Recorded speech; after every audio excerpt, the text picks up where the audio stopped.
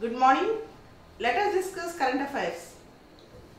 In Singapore, Donald Trump and Kim Jong-un of North Korea, Donald Trump of America, met for discussions. This is a historic meet in the entire international affairs today, and we will expect that the outcome of the meeting will come out very fast, and peace will prevail in the world. As you all know, there is an entanglement between America and North Korea over nuclear issues and other issues. There were many hot exchanges of various words and various comments against each other. Now let us see what is going to happen between Trump and Kim. And the meeting itself is very historic because two great leaders and strong leaders coming together and trying to build some consensus on various issues itself is a great achievement. And next important current affairs, as you all know, from last 2-3 days in Meghalaya, Khasi tribes and the Sikh community, they are still in some sort of communal tensions, and every part of India, including the northeast India, they are prone to communal tensions. Next important article, Prime Minister Modi's visit to Shanghai Cooperation Organization. This is the 18th summit of SCO, 18th summit of Shanghai Cooperation Organization, and 8-member SCO. China, Russia, Tajikistan, Uzbekistan, Kazakhstan, Kyrgyzstan, India and Pakistan, Shanghai Cooperation Organization. Under Shanghai Cooperation Organization, to end terrorism, there is one more small group called RATS, Regional Anti-Terror Structure. There is one more small group called RATS, Regional Anti-Terror Structure. In Shanghai Cooperation Organization, Prime Minister Narendra Modi and President of Pakistan, they all had good exchanges, and there is a chance that now India-Pakistan ties might get rebalanced.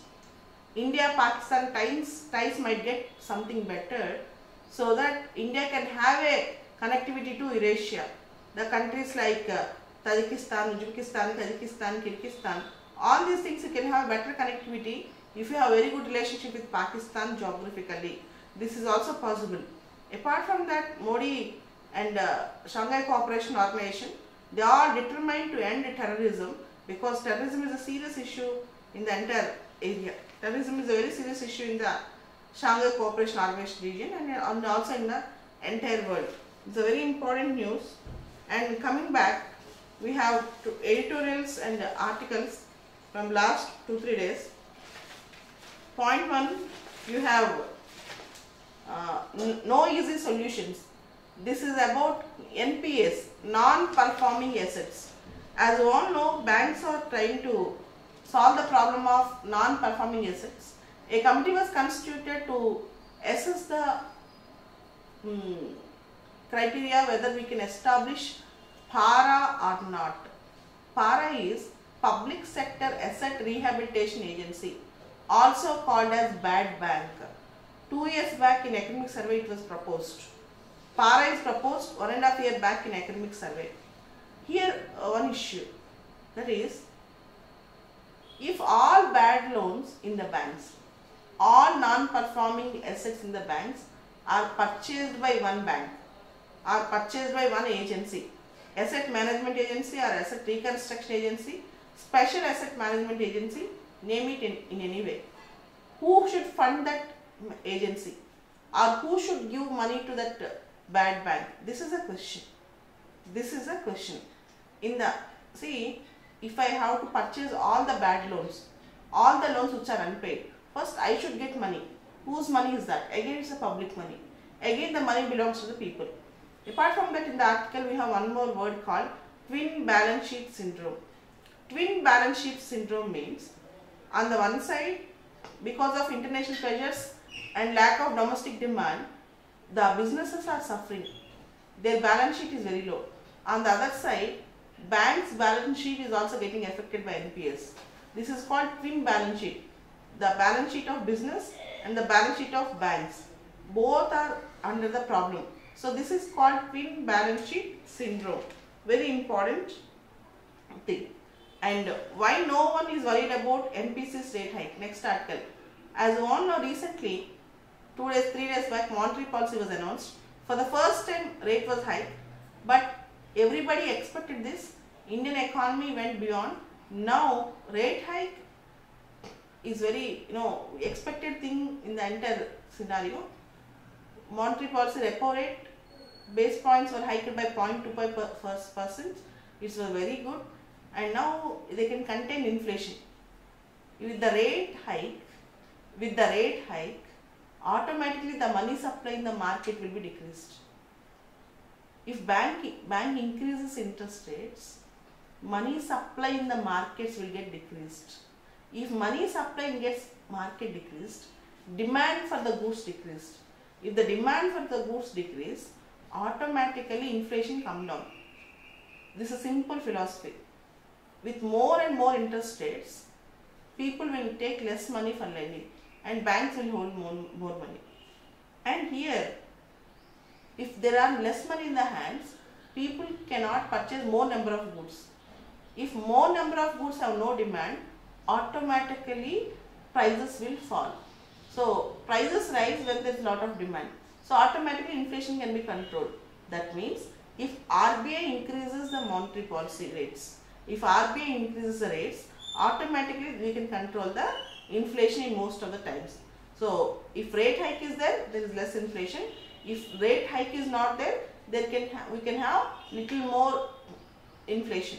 So this is the link between rate hike and inflation. You have to understand this point first. And next important article, ceasefire. In Afghanistan, with the Taliban, there is a truce. Let us hope that things go very good in Afghanistan. As you all know, in Afghanistan, Taliban uses weapons and they are conservative people. They want to establish the Sharia class completely in the Afghanistan. Open data, open government. Next article is about open data and open government. The thing is, the other argues, we are all trying to protect our data. Even Europe have right now general data protection regulations. Very recently, European Union also had general data protection regulations, very important for exam, GDPR. But the other says open data access is very, very important. If the governments and other authorities get open data, they can provide better services to the people and they can assess the people's necessities very much. In fact, there is a silent movement is going on for open data. Open data along with artificial intelligence create lot of difference in the various aspects like public distribution system and various government services. In fact, in Australia, one survey says the GDP have grown 1.5% because of the open data access. So there are also advantages, good advantages with open data. Apart from that, there is an article on governor and speaker. The role of governor and role of speaker in the recent past is in controversy. It seems that both are playing partisan role in various issues. Both are playing partisan role. Partisan role means biased, favoring one party, not favoring the other party.